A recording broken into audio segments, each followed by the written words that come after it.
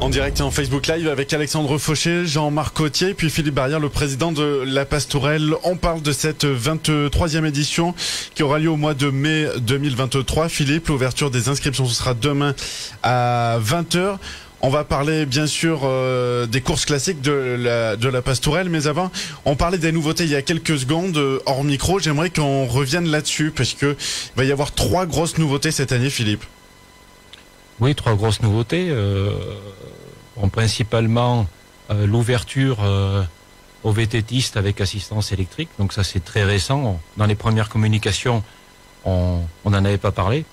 D'ailleurs, on n'a pas failli faire le VTT ou abandonner la compétition du fait de l'abandon annoncé de la CVA, qui s'explique largement.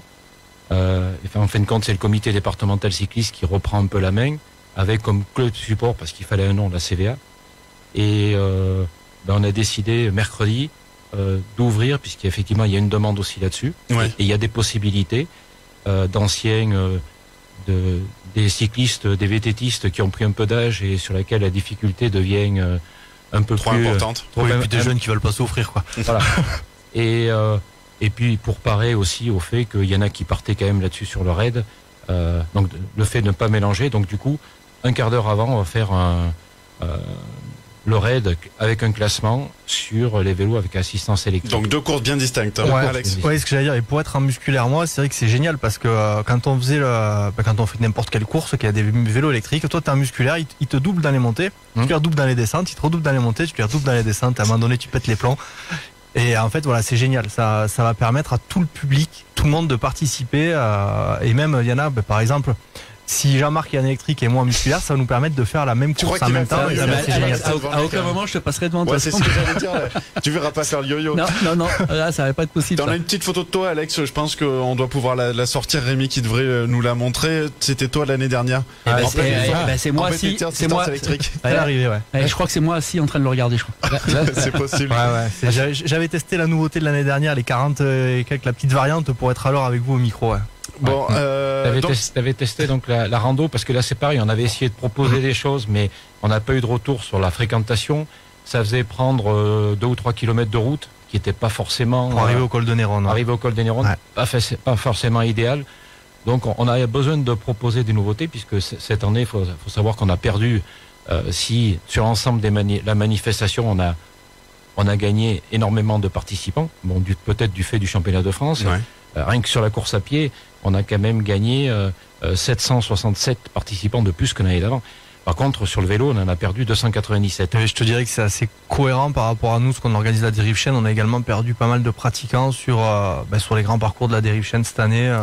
Donc d'où ça vient, on ne sait pas. Mais mais c'est vrai que oui, la nouveauté permet toujours d'attirer du monde. Ouais, et je pense qu'il y en a de plus en plus qui font du vélo avec assistance électrique. Donc voilà, ça ouvre un peu une brèche. Ouais. Et par contre, sur la rando, on va rester simplement au 35. Du coup, le 42 km, on le propose plus puisqu'on propose autre chose. Il y a une grosse nouveauté que je trouve assez intéressante, Philippe, c'est le challenge D+, 3800. Ça va être sur 2 jours, si j'ai bien compris, donc ça va être assez costaud, ça aussi. Voilà, il y en a déjà qui l'ont fait cette année, qui ont enquillé vu que c'était sur 2 jours, qui ont enquillé les 2 courses. Donc, 53 plus 32. Donc voilà, vu qu'il faut toujours se remettre un petit peu en question, essayer de proposer des nouveautés, la notion de ce challenge est toujours intéressante. Donc ça sera limité à 50 places. D'accord.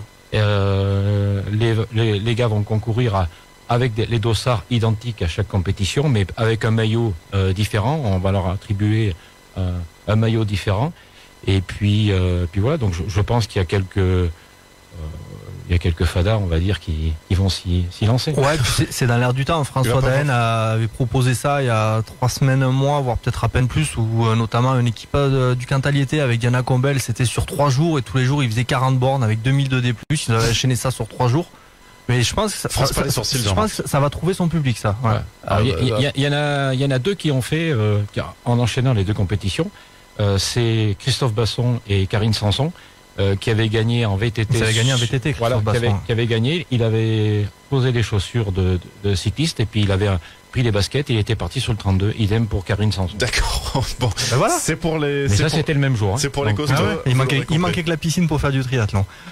C'est les grosses nouveautés. Il y en a une autre, il me semble, Philippe, au niveau de la rando. C'est la rando, parce qu'on s'est rendu compte que Habituellement, on faisait tourner le 32 km course à pied et la randonnée pédestre à sens inverse.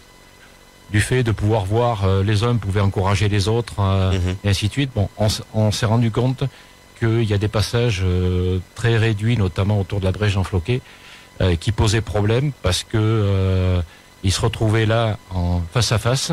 Ça posait problème. Donc du coup, on va faire partir le 32 km en premier, la course à pied en premier, et une demi-heure après, on fera partir les randonneurs. Et la nouveauté donc pour les randonneurs, c'est que bon, le sens inversé des parcours, le passage au Roc des Ombres sur lequel ils ne passaient jamais, et après par contre arrivé au parking du Puy-Violent, au lieu de redescendre sur une piste forestière qui était un peu monotone jusqu'à Saint-Paul, ils vont prendre, il sera un peu plus technique par contre, de redescendre sur le village du Vielle-Mur, Saint-Paul-de-Salaire, et après les 2 km de montée. Par contre donc les navettes seront au Vielle-Mur, c'est plus pratique aussi d'y accéder en bus que de monter au Puy-Violent. Bon, en fait, il y a des nouveautés pour tout le monde. Mais c'est vrai que je me faisais la réflexion quand je vois le programme. Tu viens, t'es une famille de 4, tu viens, t'as tes gosses qui font la course le jeudi soir, la course le jeudi soir, la course des enfants. Ta copine, elle fait la buronnière, toi tu fais le VTT ou tu fais le 32, et puis au final, tout le monde a passé un bon week-end, quoi. Ou tu rejoins tout le monde en fait. Oui, ou tu viens boire des bières avec les copains, mais tu fais ce que tu veux. Mais... On a également modifié les horaires de la buronnière, parce qu'elle se déroulait le vendredi matin à 9h30, au moment où, en fin de compte, où tous les coureurs étaient partis dans la nature, soit pour voir les gars du 32, soit pour voir les gars du 53. Et peut-être que les époux étaient en train de courir, les filles étaient... Alors, donc du coup, on met ça à 16h où tout le monde sera rentré. Et on va dire que ça clôturera un peu la journée du vendredi. Mais c'est vrai que ce qu'on avait vu l'année dernière, moi je m'étais rendu au passage du relais à Saint-Martin-Valmeroux, et c'est génial cette ambiance, quoi. Et c'était un parcours nouveau, le relais, vous gardez le même parcours? Ouais, au niveau des parcours sur le relais, voilà, ça fait découvrir, du coup, maintenant il y a quand même 10 communes associées à la manifestation, donc ça devait être en 2020, le relais à Saint-Martin.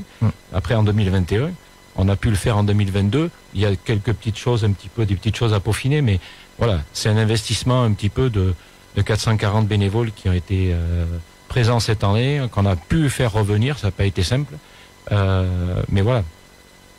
Jean-Marc Cotier qui a l'air motivé pour la Pastourelle, c'est le message de Sophie, c'est ça qui te fait rire? Oui, non, mais parce que je pense que je vais faire la rando. Tu vas faire la rando, toi? Ouais. La 15 ou le 32? Oh, le 32. 32. Bah sinon, Jean-Marc, moi je vais faire le VTT le samedi et je cherche quelqu'un pour un relais le dimanche. Ça te dit, non, mais la rando, pas de souci. Allez, rapidement, peut-être sur les animations, je sais que l'année dernière vous avez souhaité mettre le paquet pour le retour. Ce sera quoi le programme des animations pour cette année, Philippe? Les animations, l'année dernière, on avait mis le paquet, puisque l'année dernière, en termes d'animation, je suis en train de regarder un petit peu mes petites notes. L'année dernière, on avait mis 34 000 € sur les animations. C'est pour ça. On va rester un peu sur la même ligne, parce que en fin de compte, c'est ce qui fait un petit peu l'attrait de la course, l'attrait de la manifestation. On est obligé de rester sur le week-end de l'Ascension. Nous, on aurait souhaité garder le dernier week-end de mai qui tombait Pentecôte. Il y a eu quelques soucis un petit peu, puisque les troupeaux de vaches étaient dans les estives. Il y a eu quelques lâchers de... quelques lâchers de vaches. On a croisé quelques camions aussi de vaches qui montaient. Voilà. Donc les propriétaires, à juste titre, qui nous laissent passer, c'est grâce à eux qu'on peut organiser la manifestation, nous ont dit vous revenez au 3e week-end. Donc du coup on retombe l'Ascension. Donc autant profiter. Ça a été une interrogation. Est-ce qu'on revient sur un jour, ainsi de suite. On s'est rendu compte qu'une organisation telle qu'elle est devenue maintenant, avec 5520 participants cette année, c'est peut-être 2 jours de présence. Mais c'est moins lourd pour les bénévoles, c'est moins de temps, et c'est plus souple quand même, parce que donc du coup, effectivement, et comme l'éveil athlétique, les courses enfants, le jeudi, 250 gamins cette année, bon, on va le refaire. On a un parcours idéal là-haut, et on va refaire un village trail sur le même format, avec les mêmes structures. Il y aura toujours les bandas de Dax, et on va peaufiner même le village avec de la restauration possible sur place, un petit peu pour aménager un peu, et puis visiblement le commerce local, la Pastourelle leur amène pas grand chose, pas plus que d'habitude. Donc on a entendu tous ces messages. Donc nous on va faire notre manifestation. Il y en a qui seront ravis de venir, je pense. Voilà. Après il faut savoir quand même que cette année il y avait 95 départements représentés, c'est jamais arrivé sur un championnat de France. Donc tous les départements de la métropole, 11 nationalités. Donc grosso modo un peu plus de 10 000 personnes à salaire, un peu plus d'1 million d'euros de retombées économiques sur le secteur, 40% des gens qui découvrent le Cantal grâce à la Pastourelle et 80% de ces 40% qui souhaitent y revenir en vacances. Donc voilà, voilà, nous à l'association on est là pour faire plaisir aux sportifs, après les autres